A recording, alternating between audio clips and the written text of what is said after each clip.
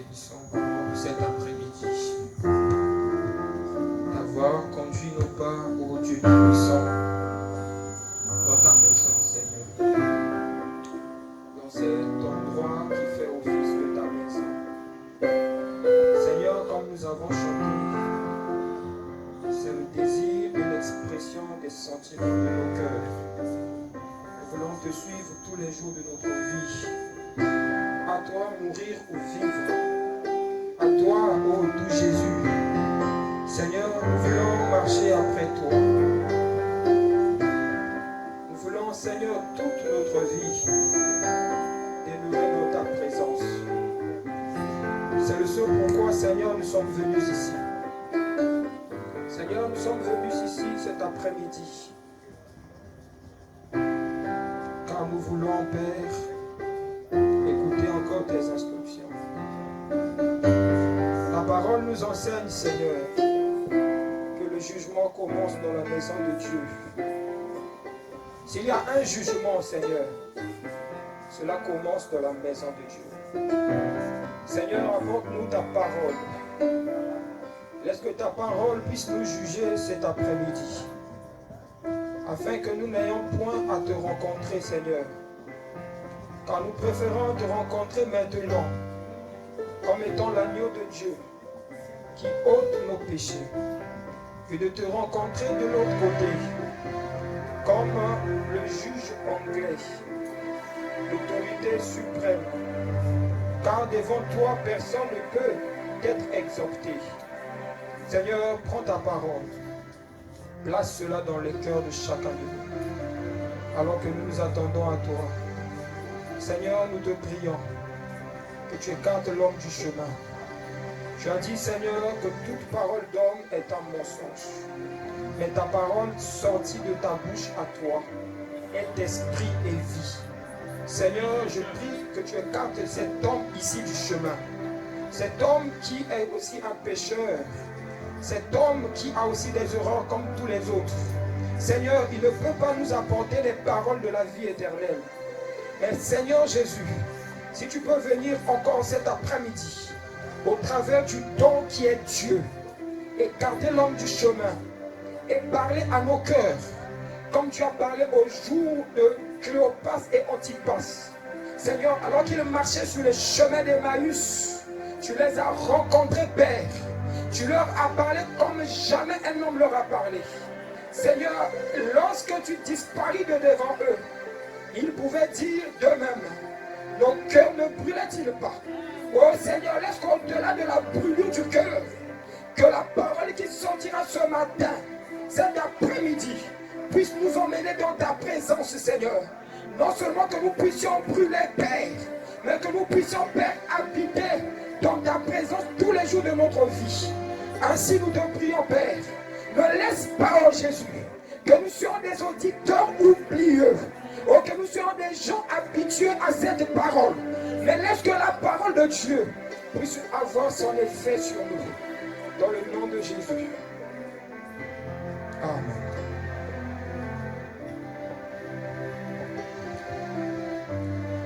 Que le Seigneur vous bénisse.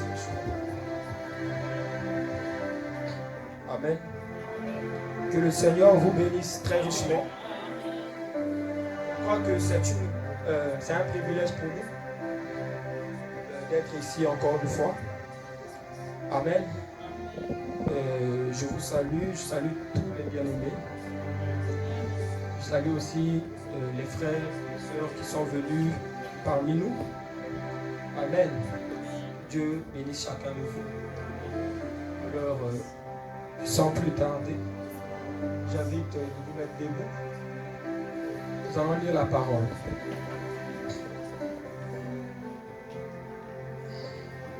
Priez avec moi dans le livre de 2 Pierre.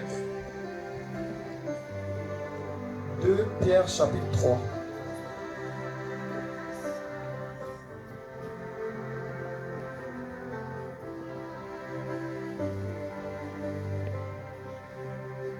Pierre chapitre 3 au verset 9. Le Seigneur ne tarde pas dans l'accomplissement de la promesse. Vous pouvez vous asseoir. Amen. Le Seigneur ne tarde pas dans l'accomplissement de la promesse, comme quelques-uns le croient, mais il use de patience envers vous, ne voulant pas qu'aucun périsse, mais voulant que tous arrivent à la repentance. Amen. Alors nous avons un autre sujet, sujet de cette réunion, de ces réunions de prière. Amen. Nous parlons sur notre grand thème. Amen.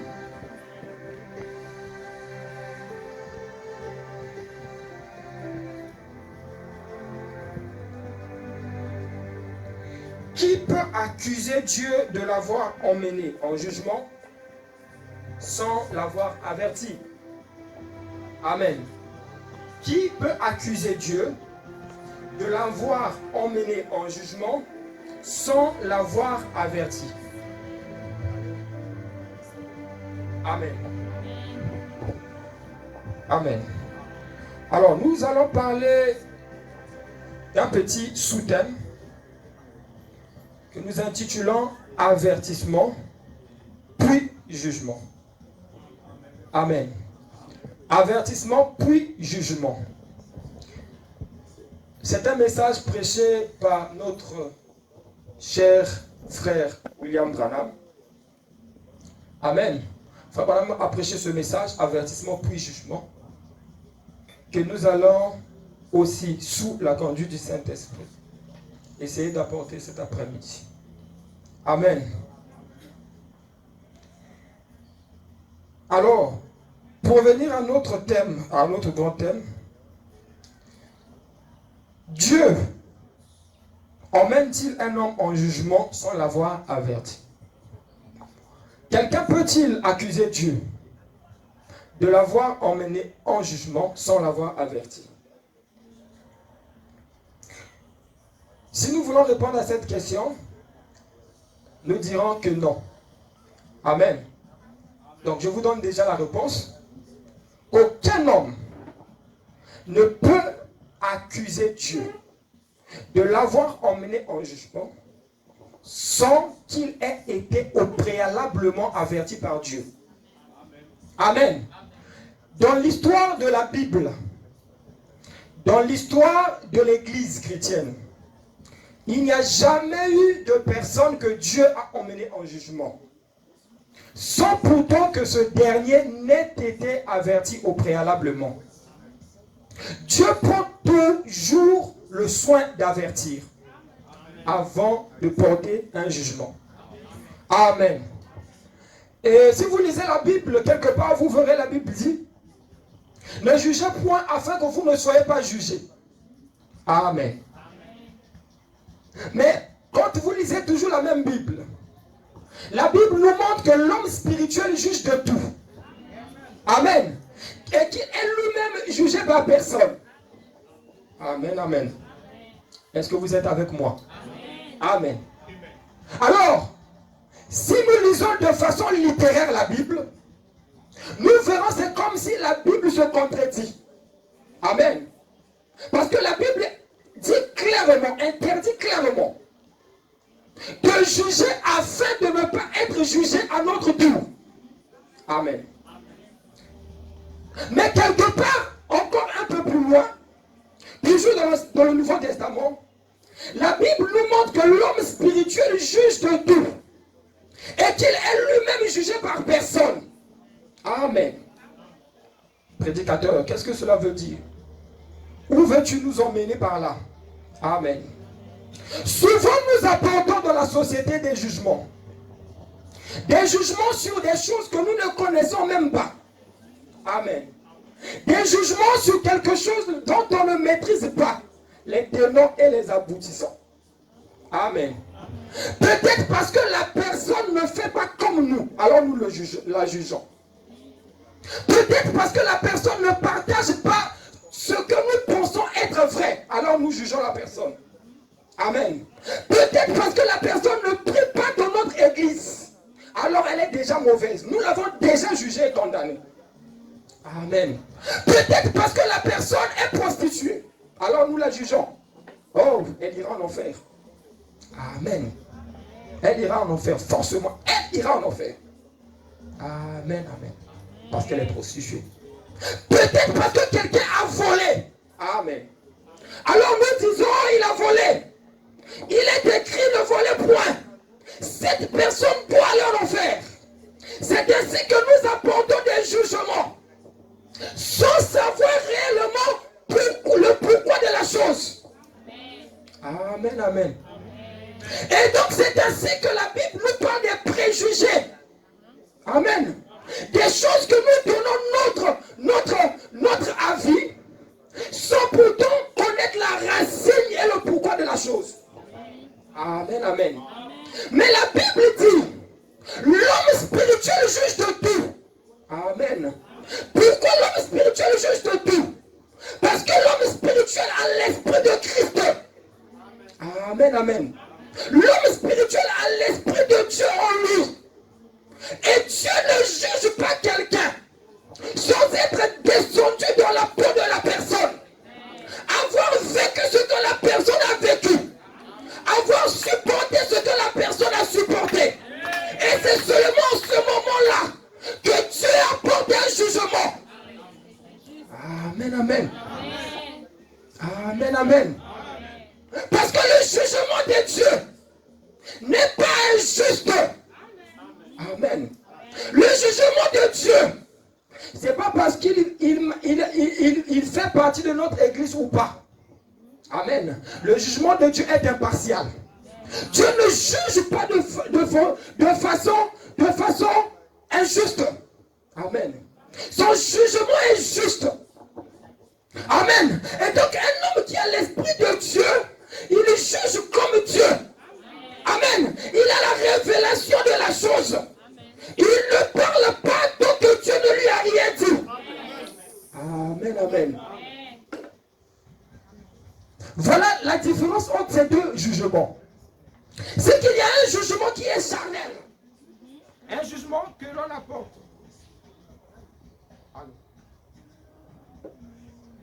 Un jugement.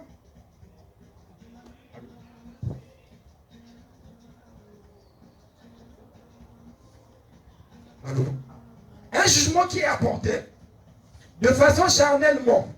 Amen, amen. Mais Dieu, quand il juge, et c'est ce jugement-là que nous allons parler ce soir. Dieu, quand il juge, son jugement est juste. Amen. Dieu ne juge pas. Parce que nous sommes des membres de la même famille, alors il fait des favoritismes. Et parce que celui-là, je ne le connais pas, il est déjà condamné d'avance. Amen, amen. Mais Dieu, quand il juge quelqu'un, ou Dieu, quand il condamne quelqu'un, c'est parce qu'il sait qu'au préalable, il avait déjà averti cette personne-là. Amen, amen. Dieu ne fait pas comme les hommes. Amen. Frère, nous parle de l'histoire d'un homme. Vous lirez ça dans la brochure, dans le message. Allô? Dans le message intitulé Laissez échapper la pression. Frère Branham parle d'un homme. Il dit cet homme-là, on l'appelait l'évêque, Saint-Évêque. Et c'était un homme qui était chrétien. Mais il est arrivé à un moment où cet homme-là s'est éloigné de Dieu. Amen. Il a commencé à avoir des mauvaises fréquentations. Et lorsqu'il a commencé à avoir des mauvaises fréquentations, cet homme commençait à marcher avec des gens pas bien. Il sortait, il partait dans les fêtes, il partait dans les soirées dansantes. Alors un jour, ses amis païens ont appelé cet homme. Et ils lui ont dit, nous voulons aller acheter de la nourriture, est-ce que tu peux nous accompagner? Sa femme lui dit non, ne les accompagne pas. Ne les accompagne pas parce qu'ils sont des gens de mauvaise réputation. On fera mieux d'être loin de ces gens-là. Et lui dit à sa femme, non, mais je vais l'accompagner seulement et après, je vais revenir. Amen. Alors, il accompagnait ces gens-là. Lorsqu'il les accompagnait, Frère Branham dit que cet homme est resté dans la voiture. Et ces deux hommes-là sont allés acheter, soi-disant, la nourriture dans la boutique. Alors, quelques temps après, il a écouté des coups de feu. Ce sont ces hommes-là qui sortaient de la boutique. Et il a compris qu'ils n'étaient pas venus acheter à manger, mais qu'ils étaient venus cambrioler cette boutique-là. Amen, amen. Alors, lorsqu'ils sont sortis de là, lui l'a compris, il ne voulait pas leur faire entrer dans la voiture. Et cet homme-là, l'un des hommes cambrioleurs armés, lui dit, si tu ne nous fais pas entrer, on va te tirer dessus. Ils ont forcé, ils sont entrés. Pendant qu'ils démarraient, la police est arrivée. La police les a pris, ils ont été en prison jusqu'à l'attente du jugement. Et lorsque le jour du jugement arriva, amen, chacun passait tour à tour. Quand c'est devenu le tour de cet homme, le procureur de la justice lui pose la question. Il dit, monsieur, est-ce que vous plaidez coupable ou pas? Non, je plaide non coupable. Mais étiez-vous dans le parking ce jour-là ou pas? Il dit, j'étais au parking, mais... Il dit, non, répondez à ma question. Étiez-vous au parking, oui ou non? J'étais au parking. Il dit, cette voiture avec laquelle ils sont allés cambrioler est la vôtre ou pas? Il dit, mais vous n'avez rien à expliquer, répondez à la question. Il dit, oui, c'est ma voiture, ok. Madame la juge, devant les faits accomplis, le procureur de la justice demande qu'il soit condamné. Alors, on l'a condamné à 10 ans de prison. Et Frère Branham, il dit, depuis le Saint-Évêque a 10 ans pour laisser échapper la prison. Amen. Mais William Branham, il dit que cet homme n'avait rien fait. Amen. Vous remarquez qu'il n'avait rien fait. Cet homme-là méritait d'être gracié. S'il était devant le jugement de Dieu, cet homme-là ne serait pas coupable. Parce qu'il n'avait rien fait. Dieu ne vous juge pas pour le péché de quelqu'un d'autre. Amen. Dieu ne vous juge pas pour quelque chose que vous n'avez pas fait. Amen, amen. Le jugement de Dieu est juste dans ce sens-là aussi. Amen, amen. Mais pas comme les jugements des hommes. Ils l'ont condamné à 10 ans. C'est ainsi que dans les prisons du monde entier, il y a beaucoup de gens qui sont en prison, innocemment. Des gens qui n'ont absolument rien fait. Mais parce qu'ils sortent des milieux défavorisés. Amen. Parce qu'ils sortent des milieux défavorisés.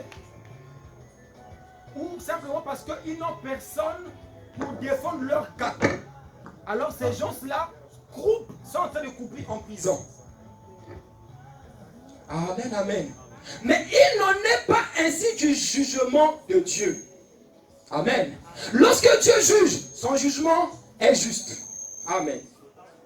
Et l'autre chose qui fait partie du jugement de Dieu, c'est que le jugement de Dieu, quand Dieu vous juge, il n'y a personne pour révoquer cela. Amen. Amen. Il est le plus grand juge des cieux et de la terre. Amen. Voilà pourquoi vous avez égard à ne pas avoir de problème avec Dieu. Si vous croisez Dieu en jugement et que vous êtes coupable, sachez que vous ne pouvez pas compter sur quelqu'un d'autre pour vous délivrer. Alléluia. Le jugement de Dieu, lorsqu'il est apparu, Dieu, à Jean, dans Jean chapitre 1, la Bible dit qu'il avait une perruque blanche sur sa tête. Amen, amen. Et la perruque blanche, tout au long de l'histoire, c'était des juges qui le portaient. Et précisément des juges anglais. Ils portaient la perruque blanche. Et cette perruque blanche montrait qu'ils étaient dans l'endroit dans la circonscription où il se trouvait, l'autorité judiciaire suprême. C'est-à-dire que lorsque eux ils décidaient, personne ne pouvait revendiquer ce qu'ils avaient dit. Amen. Et ils ne pouvaient pas revenir sur ce qu'ils avaient dit. Et c'est ainsi que Jésus-Christ apparaît dans Apocalypse 1. Amen. Et le livre d'Apocalypse, c'est le livre du temps de la fin. Amen. Et le livre d'Apocalypse annonce les événements du temps du soir. Alléluia. Et Jésus-Christ apparaît comme le juge anglais. Donc le juge suprême. Amen. Qui vient juger les cieux et la terre. Et son jugement, personne ne pourra révoquer cela. Amen, amen, amen. Voilà l'autre caractère du jugement de Dieu. Amen. Et lorsque Dieu va juger les gens, le monde, lorsque Dieu juge les cieux et la terre, amen, il n'y aura personne qui pourra corrompre Dieu. Amen. Amen. Parce que nous avons sur la terre beaucoup d'hommes riches. Des gens qui sont tellement riches qu'ils ne savent pas quoi faire avec l'argent. Amen. Des gens qui sont tellement beaux que vraiment, ils ne savent pas comment faire pour vivre avec une seule femme. Ils sont tellement élégants qu'ils ne peuvent pas se contenir. Et des filles qui sont trop jolies, qui ne peuvent pas perdre sa beauté dans un foyer. Elle doit être dans les ronds-points. Mais laisse-moi dire ce soir que la beauté de quelqu'un ne va pas corrompre Dieu au jour du jugement. Amen, amen. Que l'argent que vous avez ne pourra pas corrompre Dieu au jour du jugement. Parce qu'il y avait un homme riche qui était dans le sein, qui était au séjour des morts. Et cet homme avait eu le temps de se repentir sur la terre. Amen. Vous connaissez cette histoire. Amen. Il a foulé la grâce de Dieu aux pieds. Il n'a pas voulu se repentir. Lorsqu'il est arrivé en enfer ou dans le séjour des morts, même ses pleurs ne pouvaient pas changer, rapprocher, diminuer l'abîme qui le séparait d'Abraham. Amen. Donc il pouvait pleurer, rien ne pouvait se faire. Parce que le temps lui avait été donné. Amen, amen. Amen, amen. Alors, vous voyez les gens passer leur temps à dire, Dieu ne peut pas juger parce que Dieu est amour. Quel est ce Dieu-là qui peut nous détruire? Dieu est amour. Dieu est miséricorde de Dieu. Amen, amen. Nous allons lire la parole. Lisez avec moi.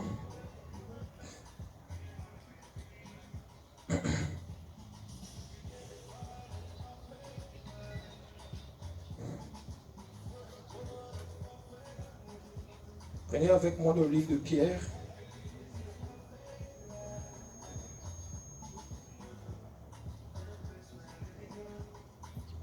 De Pierre, chapitre 2, verset 6. Bon, prenons à partir du verset 4.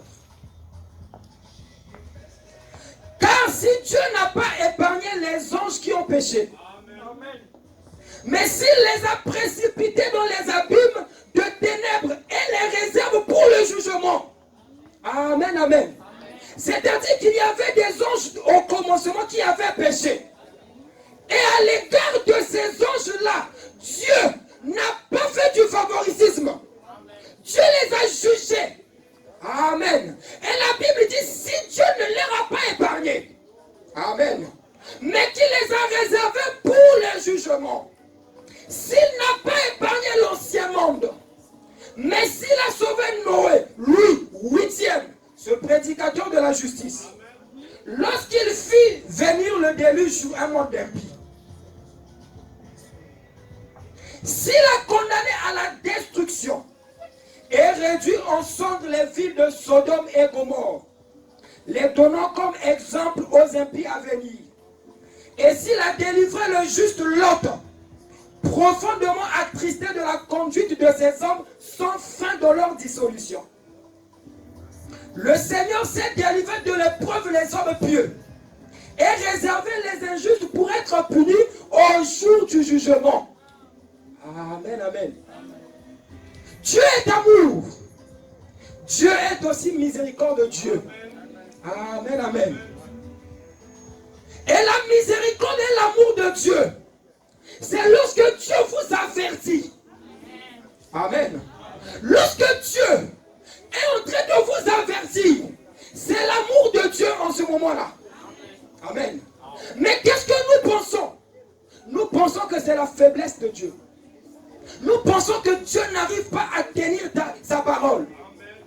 C'est ce que nous pensons tous. Que ben, Dieu a beaucoup parlé, mais je vis toujours comme je vis. Rien aussi ne s'est passé. Amen. Oh, en ce moment-là, c'est la miséricorde. C'est l'amour de Dieu que tu es en train de rejeter. C'est même la voie du salut que tu es en train de rejeter. Parce que Dieu est juste. Peu importe combien les hommes vont penser que Dieu est idiot. Dieu ne va pas pour autant commencer à juger sans avertir jamais. Il avertira toujours avant de détruire. Et les hommes se moqueront toujours de Dieu. Amen, amen. Frère Branham dit. Amen.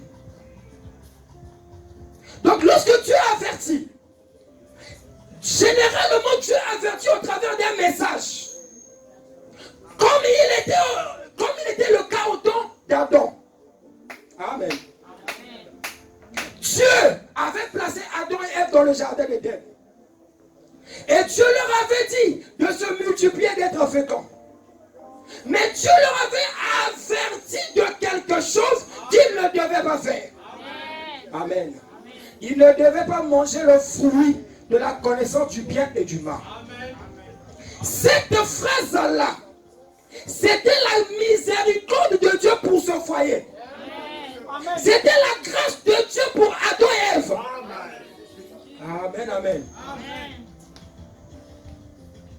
Amen. Alors, lorsque Adam et Ève ont mangé le fruit, vous connaissez cette histoire.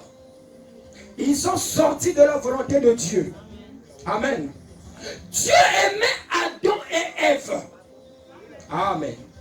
Mais même la miséricorde de Dieu, toute la bonté de Dieu, ne pouvait plus faire quelque chose pour eux en ce moment-là. Parce que Dieu les avait avertis. Et ils avaient foulé cet avertissement au pied. Amen. Ils avaient rejeté l'avertissement de Dieu. Amen. Et à chaque fois qu'un homme va rejeter l'avertissement de Dieu, il aura les mêmes conséquences qu'Adam et Ève. Amen. Lorsque Dieu a parlé à Adam et Ève, amen, ils ont rejeté. Et désormais, tout homme qui vient sur la terre, Dieu garde cette histoire d'Adam et Ève comme exemple pour nous. Amen. De la même façon que Dieu avait détruit Adam et Ève, Dieu détruira chaque homme qui rejettera sa parole. Amen. Parce que Dieu leur avait donné sa parole et ils l'ont rejetée. Est-ce que vous êtes avec moi? Amen. Amen. Et frère Branham dit, le péché, parce que Dieu ne juge pas la justice. Amen. Lorsque Dieu juge, il juge le péché. Et frère Branham dit que le péché soit dans un individu. Amen. Il dit cela dont Dieu tient sa parole. Amen. Que le péché soit dans un individu. Qu'il soit dans une nation. Nous allons lire cela. Qu'il soit dans une nation ou dans une église. Le péché sera toujours condamné. Le péché sera toujours jugé. Amen. La seule façon pour Dieu de résoudre le péché, c'est au moyen du jugement. Amen, amen. Amen. Et si vous lisez tout au long de l'histoire, toutes les personnes qui sont allées à l'encontre de la parole de Dieu, premièrement, Dieu leur a donné un avertissement. Amen. Et s'ils se sont repentis, ils ont eu la grâce de Dieu. Amen. C'est le cas par exemple de Ninive. Ninive était une ville païenne où les gens vivaient comme si Dieu n'existe pas. Les gens vivaient comme s'ils étaient descendus du ciel par eux-mêmes. Les gens vivaient comme s'ils n'avaient pas de compte à rendre. Mais la Bible dit dans le livre des Hébreux que nous aurons des comptes à rendre à l'auteur de notre vie. Amen. Donc lorsque nous vivons sur la terre, nous ne sommes pas les auteurs de notre vie. Il y a un Dieu, c'est lui qui nous a donné ce souffle de vie. Amen, amen. C'est ainsi que les gens de Ninive vivaient comme ils vivaient. Les femmes vivaient avec les maris des gens. Et les hommes vivaient avec les femmes des gens. Les jeunes garçons vivaient de la fornication. Amen. Et dans le vol. Alors Dieu leur a envoyé un message. Car Dieu ne détruit pas ou ne juge pas sans avoir averti. Dieu leur envoie un message. Le prophète Jonas. Et Jonas prêche dans la ville de Ninive. Lorsque Jonas prêchait dans la ville de Ninive, la Bible dit que les hommes de Ninive étaient touchés. Amen. Amen.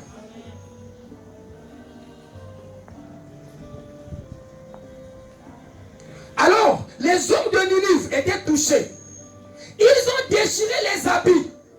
Même le roi de Ninive, le roi de Ninive a déclaré le jeûne dans toute la ville. Aujourd'hui, quelqu'un dira, je suis chef, je ne peux pas aller dans les églises là. Amen. Je dois aller dans la franc-maçonnerie. C'est pour cela qu'ils iront en enfer vivants. Amen. Parce qu'ils ne veulent pas se repentir de la parole de Dieu. Dieu leur a envoyé sa parole.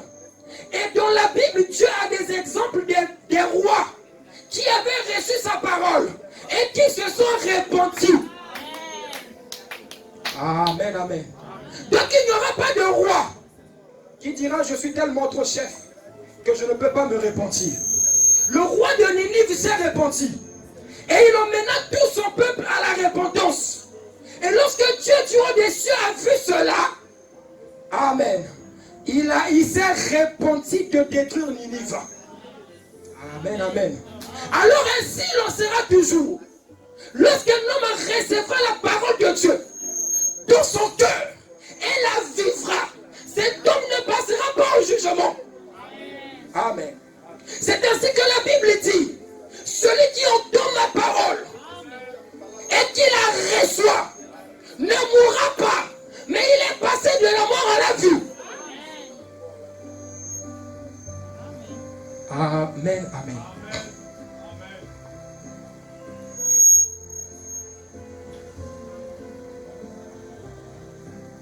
À chaque fois que Dieu envoie un message, dans un âge ou dans une génération, c'est ce message-là, la miséricorde de Dieu.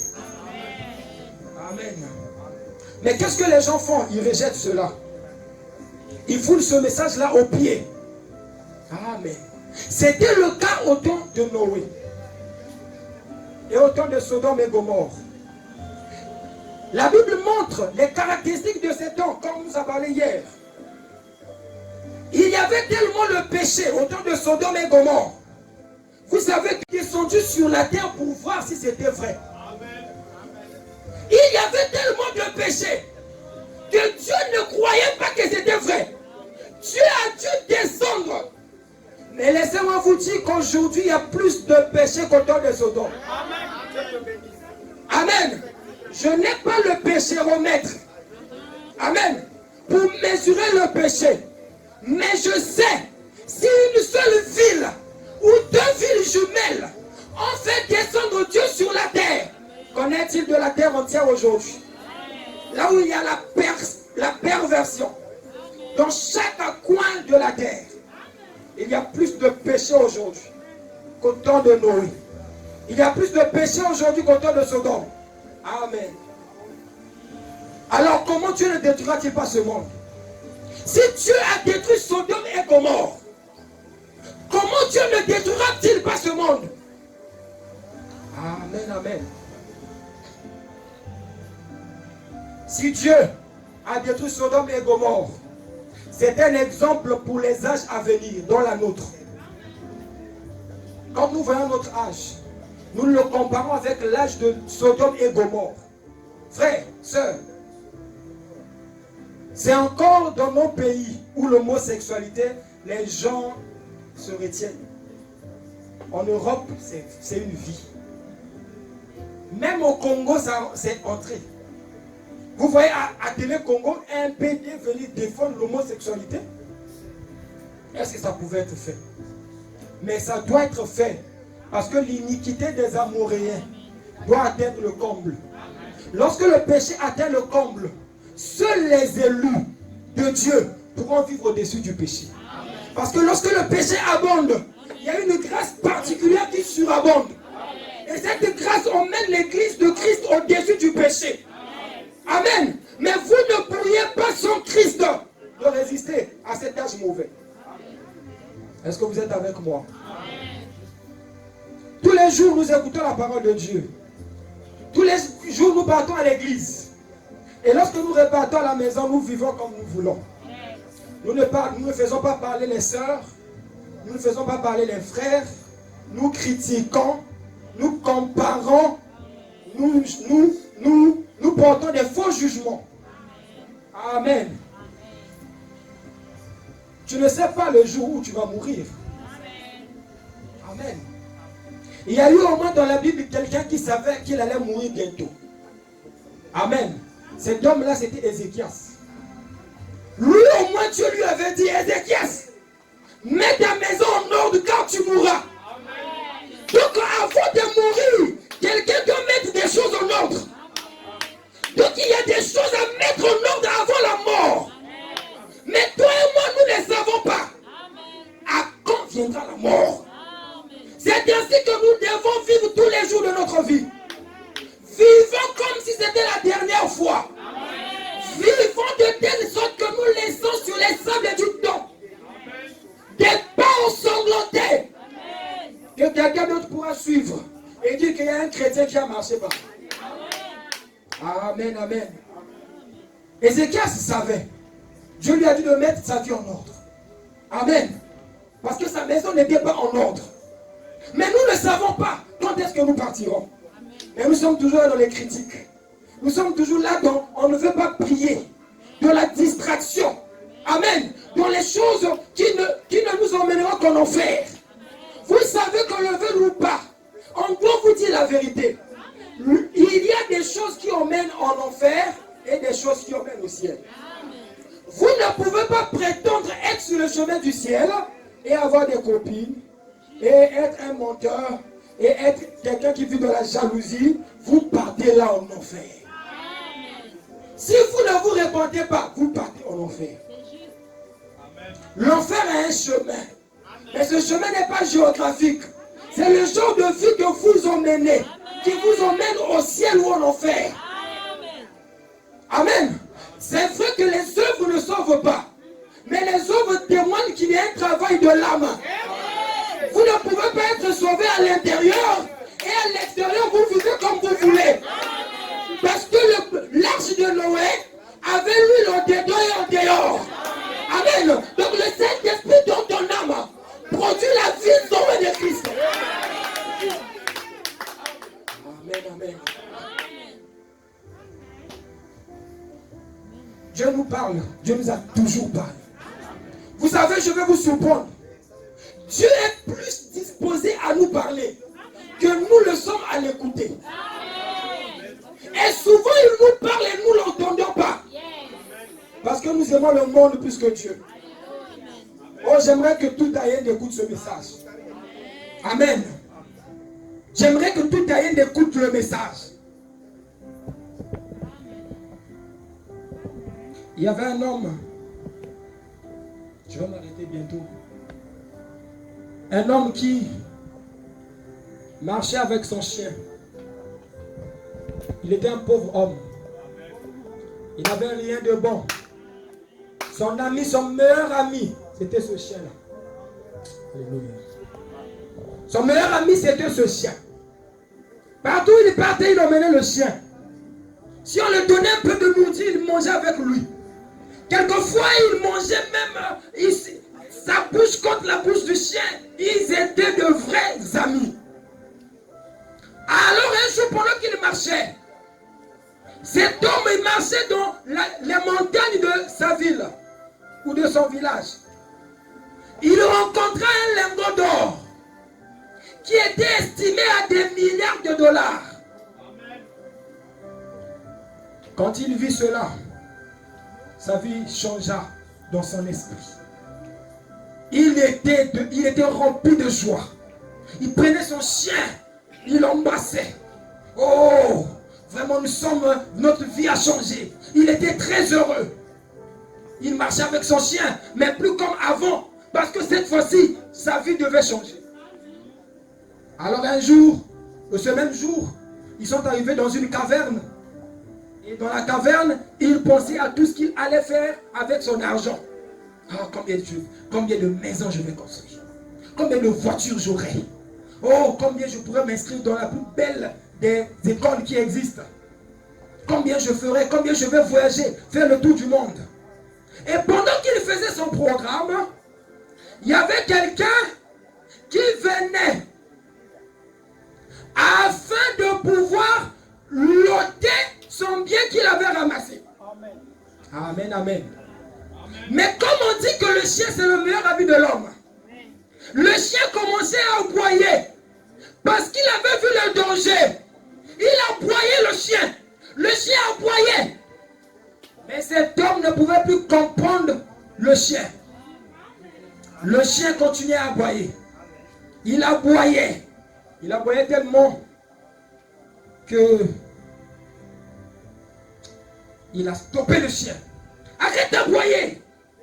Moi je suis maintenant grand. Je suis un milliardaire. Comment tu peux aboyer comme ça? Ah, le chien, pour la première fois, quand crie sur lui, est resté calme. Mais l'amour dans son cœur pour son maître ne pouvait pas s'arrêter. Oh, il continuait. Parce que le monsieur avançait. Le mauvais homme. Le mauvais homme avançait. Et lui, il criait. Le monsieur le disait, se réveillait, lui disait, regarde, si tu ne te calmes pas, je peux te jeter et acheter 10 chiens demain si je veux. Je suis déjà riche. Qu'est-ce que je peux encore faire d'un chien comme toi? Donc tu te tais. Le chien était triste. Mais le chien continuait à aboyer. Lui, il continuait à réprimander le chien. Jusqu'à ce qu'il a pris le chien, il l'a mis dans un état où le chien ne pouvait plus aboyer. Et le mauvais homme est venu. Il n'a pas seulement retiré le lingot d'or, mais il lui a ôté la vie. Il est mort, il l'a tué. Amen. Et c'est ce que nous faisons souvent de la voix de Dieu. Vous savez, Dieu, quand il nous parle, Dieu ne vient pas de manière à frapper nos regards. Quand Jésus a vécu sur la terre, ce n'est pas toute la terre qui savait qu'il y a un Jésus qui vit sur terre. Non. Amen. Même 10% des habitants de la terre ne savaient pas que Jésus était sur la terre. Je vous dis. Mais il était le Dieu du ciel et la terre. S'il revenait, si son esprit revenait parmi nous, pensez-vous que beaucoup de gens sauront qu'il est là? C'est ainsi que la voix de Dieu nous parle. Mais nous sommes tellement riches en diplôme, en tous les avantages que le monde nous a offerts, que nous n'avons pas le temps d'écouter Dieu nous parler, au point que nous détruisons la voix de Dieu. Amen, amen. Oui, parce que cette voix est insignifiante. Parce que cette voix ne s'impose pas. Nous voulons quelque chose d'attrayant. Mais Dieu vient de manière à ne pas frapper les regards. Amen, amen. Il est écrit dans la parole. En ce jour, si vous écoutez ma voix, n'endurcissez pas vos cœurs. Amen. Parce qu'il y aura un temps où vous écouterez la voix de Dieu pour la dernière fois. Il y aura un temps où vous ne pourriez plus vous repentir. Amen. Il y avait un homme, je vais m'arrêter par cette histoire. Un homme qui marchait dans la ville, dans sa ville. Et pendant qu'il marchait, cet homme est tombé dans un trou. Il est tombé dans un trou profond. Il ne pouvait pas sortir lui-même. Alors pendant qu'il était là, Un ami passait par là. Et pendant que cet ami passait par là, cet ami a remarqué qu'il y avait quelqu'un là. Il a fait entrer sa main. Il ne pouvait pas le sortir par sa main. Il est allé chercher l'échelle. Il est venu avec l'échelle. Cet homme sorti. Imaginez combien il était heureux car c'était la saison des pluies. Donc il suffisait qu'il pleuve pour qu'il meure. Mais cet ami lui sauva la vie. Amen, amen. Et des années passèrent. Son ami qui lui avait sauvé la vie fit de longues études et devint juge. Lui par contre eut de mauvaises fréquentations et devint un bandit. Alors il arriva qu'ils sont allés cambrioler quelque part. Quand ils arrivèrent pour cambrioler, ils ont cambriolé, ils s'en allaient. Ils avaient tué quelqu'un d'ailleurs. La police les arrête. On les emmène au juge. Et quand ils arrivent chez le juge,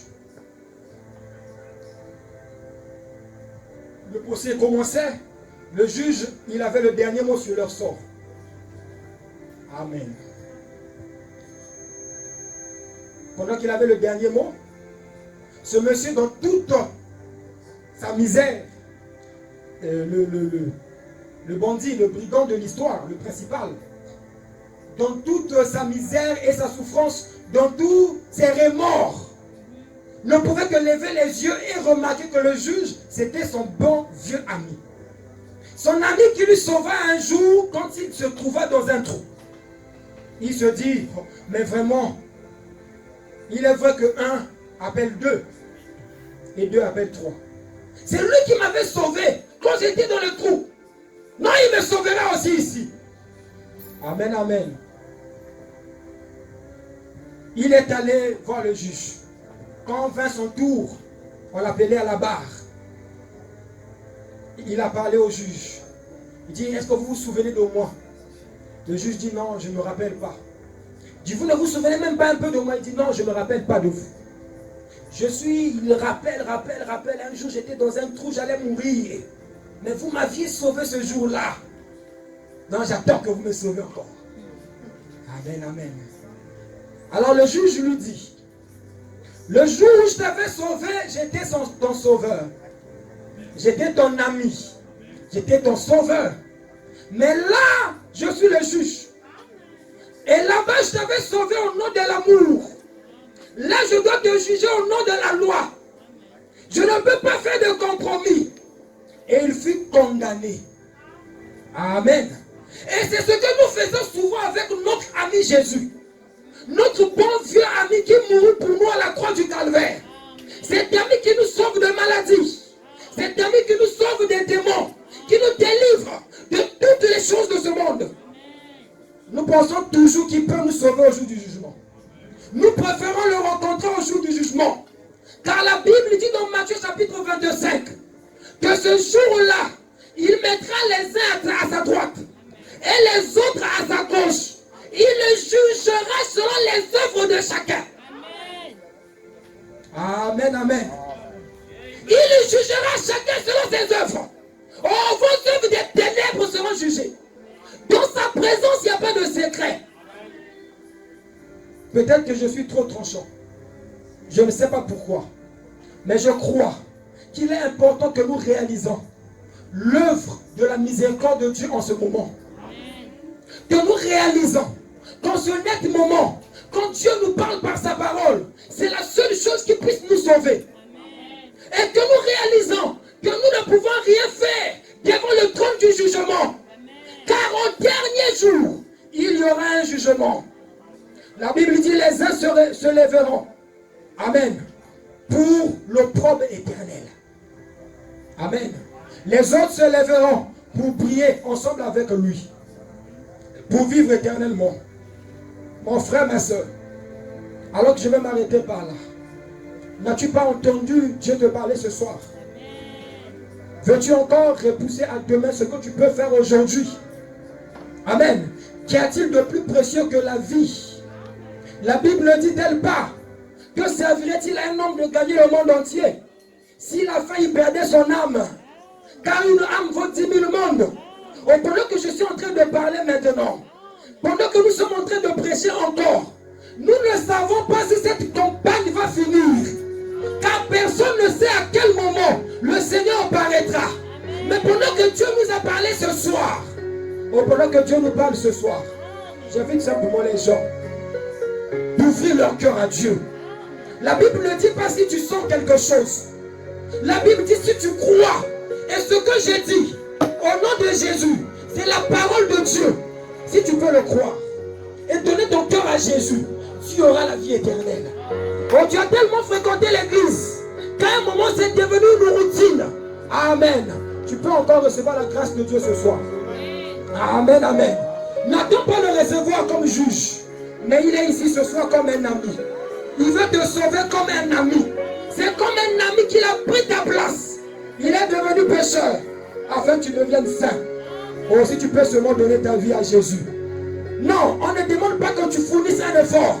On ne demande pas que tu ailles simplement à l'église. Mais c'est de rencontrer Jésus. Comme Paul l'a rencontré. Paul partait à l'église tous les jours de sa vie. Mais sa vie n'avait pas changé. Lorsqu'il rencontra Jésus, il devait naître à nouveau. Moïse connaissait sa mission de libérateur. Alléluia. Il savait qu'il était né pour libérer. Mais lorsqu'il a essayé par la théologie, il est mort. Oh, il a tué un Égyptien. Mais quand Moïse a rencontré la colonne de feu et qu'il est sorti de la présence de cette colonne de feu, sa vie n'est plus jamais restée la même.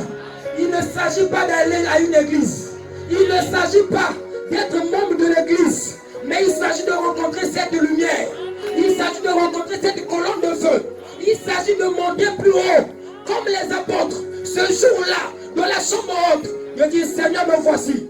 Remplis-moi du Saint-Esprit. Si tu veux le recevoir, oh Dieu est certain. Il est plus que disposé à te le donner. Oui, Seigneur.